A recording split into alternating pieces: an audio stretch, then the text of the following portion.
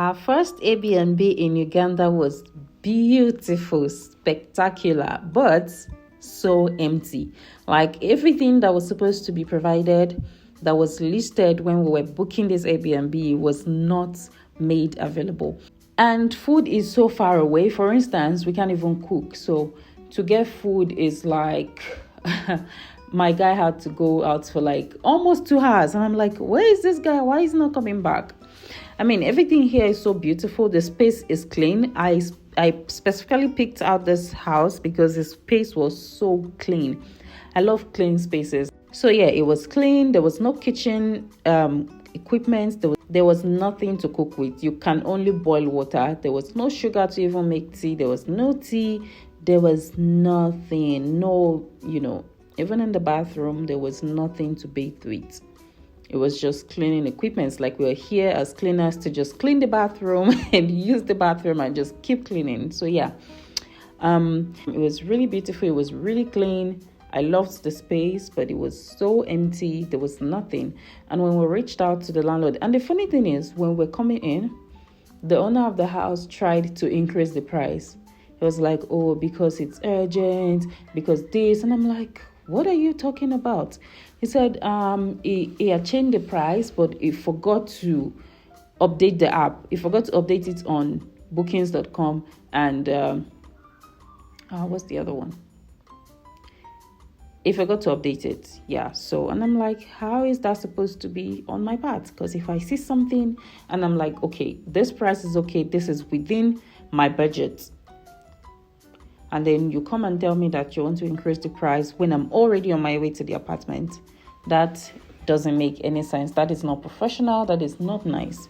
So we told him, no, we are not going to take it for any more than we saw it on the booking site. So except you want to, maybe we should cancel or something. And then it was like, okay. We barely stayed there for one night. There was nothing in the apartment. It was like we were in a beautiful house that was so empty, so we couldn't even get something to eat. So the next day, very early in the morning, we had to check out. So it was like, oh, why don't you stay one more night? I thought you said you wanted to stay for a couple of days. And they're like, but this house, there's nothing there, and it's so far from town. So Bugolobi is like the how do I call it? It's like the Kilimani of Nairobi. So Kilimani in Nairobi is what Bugolobi in Kampala is supposed to be, right? But this house is not in Bugolobi. It is so far from town. It's the outskirts of Kampala, actually. But this man put it on the site that his house is in Bugolobi. So we got there and we realized that where exactly are we? It is so far from where we needed to be. So yeah, the next day we checked out and we're on our way to go check for another Airbnb or hotel, at least to stay for the night, and then we would see what next. So there was even no key to lock the apartment. Can you imagine staying in an apartment where it's new to you and there's no key to lock, so you're not safe? There was no washing machine as stated when we were booking, and the apartment we were given was not the one that we booked for. Like, it's just a lot of things. And imagine being in an apartment without food, without Wi-Fi. It's like you're disconnected from the world. And we just arrived Kampala, so we didn't have a SIM card to even, buy like data on our phones. So we were like just totally bored the whole freaking day. And we even saw a cockroach on the bed.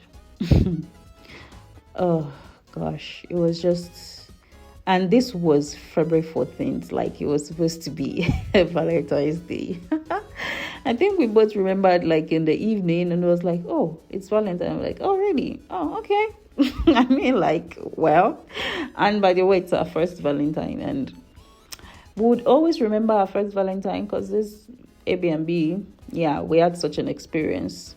So when we were about leaving, the landlord said, oh, the apartment we booked for initially is now available, so we can move there. And I'm like, hell no, I'm done. We just have to go. There are a lot of things in Kampala that is already frustrating me. For instance, you want to go out, you have to book Uber, book it over and over and over and over before you get one rider that is sane. So I mean, my next my next episode is going to be all about that. I'm going to tell you more about my experience in Kampala so far.